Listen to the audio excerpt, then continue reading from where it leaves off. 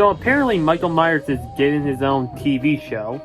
The Captain Kirk motherfucker is getting the Chucky treatment. So I am a big fan of the Halloween franchise.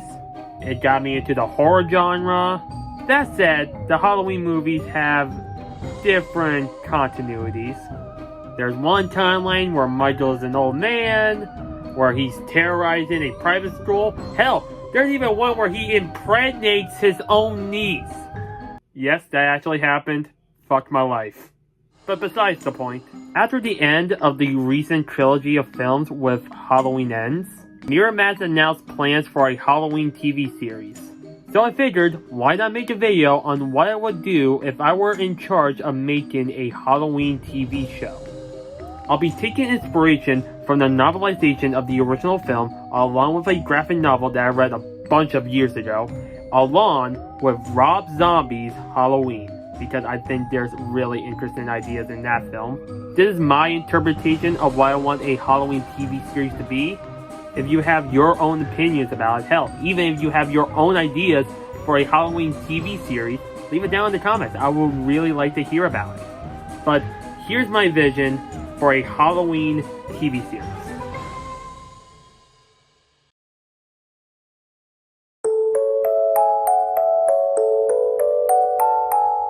Now the first episode will start off as a prequel to the original movie's events, like before that fateful Halloween night where Michael stabs his sister to death.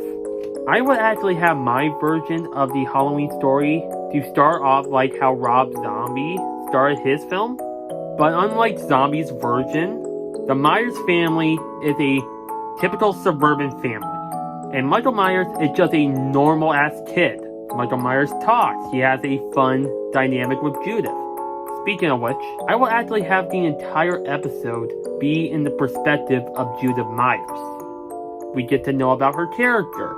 We get to see her go to school, hang out with her boyfriend. Give them some chemistry there. Just make Judith likable. I really want this episode to have a slice of life feel to it. Showing the Myers' everyday lives before that fateful night. Showing that they're just normal people. Because let's be honest, we know what we're watching. We already know the events that is going to happen, and that just gives us a little bit of dread. Because we all know what's going to happen, but a part of us doesn't want it to happen. Which makes what happens that night all the more shocking. So the episode will end with the adaptation of the opening scene to Halloween. I'm also taking some inspiration from the novelization of Halloween, especially chapter 2 and 3. Judith is like getting ready for her boyfriend to come over while her parents are out just combing her hair and shit. She thinks her boyfriend has arrived, but turns out it's just a bunch of trick-or-treaters, including Michael Myers dressed as the iconic clown costume. We always had to have young Michael Myers dress it up as Pennywise the Dancing Clown. And I will actually keep the interaction that Judith and Michael had in the novelization because I think is perfect. There were 8 of them holding shopping bags. Some also held UNICEF boxes for coins. Their costumes were cheap and store-bought, except for one girl in her mother's peasant skirt and a gypsy shawl. There was a pirate, a cowboy, a ballerina, 2 Wonder Women in identical 5 and dime outfits, the gypsy girl, a spaceman, and a clown. Judy recognized most of them. The spaceman and cowboy were Adam and Charlie Beckett. The pirate and ballerina were Chris and Hope Ritzinger. The gypsy was Katie Schaller, and she guessed the clown was Michael, since she'd helped with his costume. Trick or treat, they repeated. Oh yeah? Judy teased. And what if I don't give you any treat? The children were puzzled. No one had ever denied them. If you refused, they wouldn't know what tricks to play. Judy enjoyed their discomfort. Huh? What are you gonna do if I don't give you anything? They shrugged, shuffled their feet, giggled nervously. Then one of them said, We're gonna kill you. Judy sucked in her breath. Who said that? The children looked at each other, then back at her. Michael Myers, was that you? Because if it was, it's not funny. And I'm telling Mother and Father when they come home. I'm not Michael Myers, I'm a clown. After passing out candy to the trick-or-treaters, Judith's boyfriend arrives, and let's just say, Let's just say he arrives early like in the original, if you know what I mean. When he leaves, Judith is in front of the mirror combing her hair like in the original. I will actually have a shot at her reflection in the mirror, and we slowly see in the background young Micheal Myers creeping up with wearing that clown mask. And obviously, it happens. Micheal just stabs the shit out of Judith. Then we will cut to the parents' perspective as they are driving home from whatever place they were. As they arrive at the house, they see young Micheal Myers holding a bloody knife in their front fucking yard. His father comes up to him, takes the mask off, and he's like, "Micheal?" And I will actually extend this scene a little more. The mother will actually go inside, a little bit concerned as to what the fuck happened. She'll go inside asking, "Judith, are you here?" And she'll go upstairs. Then we cut back to the father, who is like questioning Micheal urgently, saying, "Micheal, what happened? What happened?" And then it cuts back to the mother, who is like slowly approaching the sister's bedroom. And the father is just shaking, "Micheal, tell me what happened." And then it cuts back to the mother again. We see her finding the body. We don't see the body, but we see her finding something. And she has this look of just shock. And then she just screams. And then it comes back to the father, and who is like screaming, "What happened?"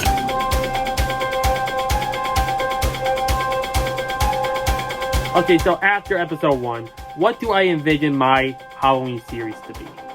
I would envision my Halloween series to be primarily take place in Smith's Grove Sanitarium, or at least for the first season. My vision of the series will take inspiration from chapter 4 of the novelization, a Halloween comic from Chaos Comics. If that's not the name of the comic company, then my bad. And also some elements of Rob Zombie's remake. In the second episode, we get introduced to Dr. Loomis, who is assigned to examine Micheal Myers after that fateful Halloween night. The second episode takes place a year after the first episode, so there's a little time jump there. In the second episode, Loomis will meet Micheal, try to interact with him, and Micheal just does not say anything. He doesn't respond, he just simply stares into the distance, just not giving a fuck. We will also get to meet like the staff and the inmates of Smith's Grove. Some likable, some hated, but we all know that they're pretty much fucking cannon fire for Micheal. I would actually want each episode of the series, actually mainly season 1, to have a 1-year timestamp. That way, each event that happens in Smith's Grove takes place around Halloween. And we also get to see the evolution of Micheal and Loomis's relationship. The series will follow mostly Dr. Loomis's perspective, showing his initial attempts to reach Micheal as a human being at first, trying to understand why he did what he did, why he committed such a horrible act. But as the series goes on, Micheal becomes more and more violent. His behavior becomes less justifiable, and eventually Loomis realizes that Micheal is literally the embodiment of evil, that he has no logical motive for his violence. As I said, at first, the murders will be somewhat justified. For example, let's just say in the earlier episodes, there's like this bully inmate that is like picking on Micheal, just being a total dick. And considering that he's messing with Micheal fucking Myers, he gets stabbed in the eye with a fucking pen. But as the series progresses, Michael's actions will be more senseless. Like an inmate might pull a prank on Micheal or steal his birthday cake, leading to Micheal either poisoning the motherfucker or burning the offender. Like, all this is in the comic and novelization. I'm not making this shit up. And it gets to the point where his killings just become random as fuck. Like, you'll have this one nice staff member being so nice and caring, and all of a sudden, she fucking died because Micheal pushed her down the stairs. I want the audience to be in the headspace of Loomis and thinking that there has to be a reason why Micheal is the way that he is. Especially considering he was a relatively normal kid in the first episode. Is this supernatural? Does he have mental problems? What is wrong with him? And we get into the headspace of Loomis in the earlier episodes, finding out what the fuck happened to this kid. But as the series goes on, we slowly come to accept that Michael is just plain evil. There is no reason, no logic. This kid is just evil incarnate.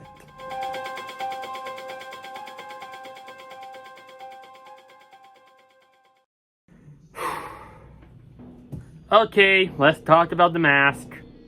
The most iconic part about Michael fucking Myers is his mask. And I would be a fucking idiot not to have it in my series. I will actually introduce the mask in the middle of the series. It'll be introduced in one episode where Smith Grove is hosting a Halloween party. The inmates are allowed to craft their own costumes and shit. Michael is handed a mask. The mask itself is a character from a famous sci-fi TV show in that universe. I don't know.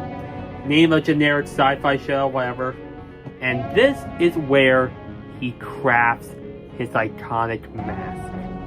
In Rob Zombie's Halloween, I really like the fact that Michael was making his own papier-mâché mask during his time as Smith Grove. So I'm taking that, mixing it in with the real-life origin of the Michael Myers mask itself.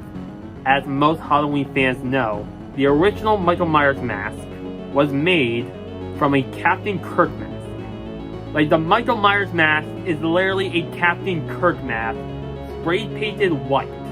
There's also another added addition like black hair and bigger eye holes, but you get the gist.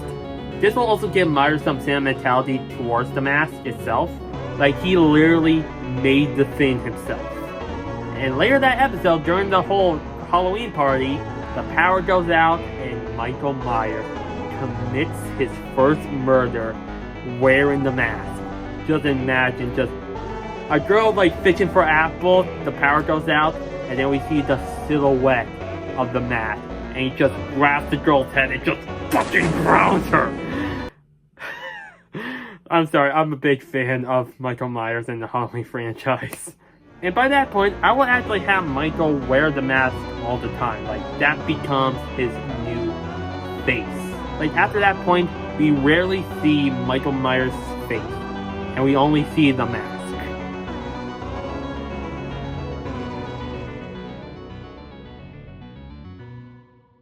So the entire series has been building up towards this final episode, which is Michael Myers breaking out of Smith's Grove. Michael is being transferred to another facility, and this is where he breaks out and causes chaos. There's a part in the Rob Zombie Halloween where Michael is chained up, being escorted by guards. I'll actually have that in my version, but with him wearing the fucking iconic mask. Just imagine that. In fact, that would be a fucking sick-ass poster. So Michael is escorted, and he just brutally kills all the guards. After he breaks free from his chains, Michael just roams around Smith's Grove, killing anyone who comes across his path. We will cut to an engineer working in the basement, hearing the alarms go off, being what the fuck is going on? And then Michael finds him and he fucking kills him. And then he takes the engineer's coveralls, completing his iconic look. The Michael Myers we all know and love has finally been realized.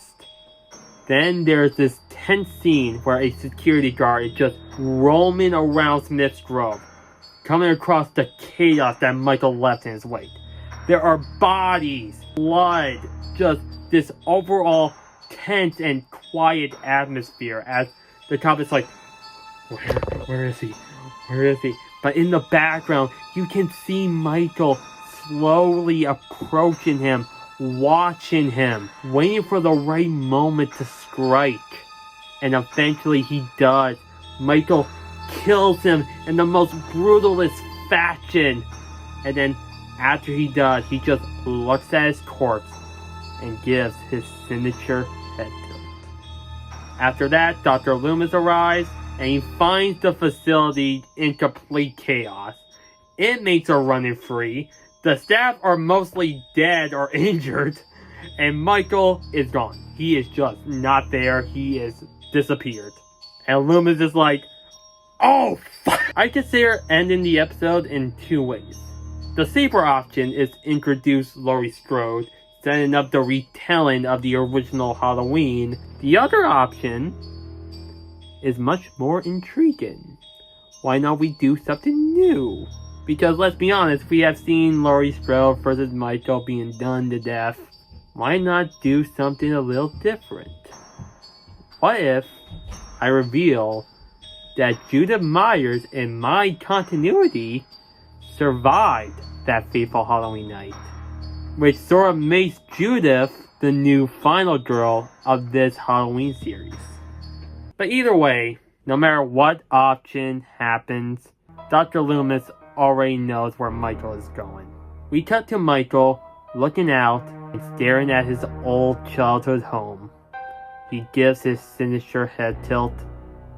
Evil has come home.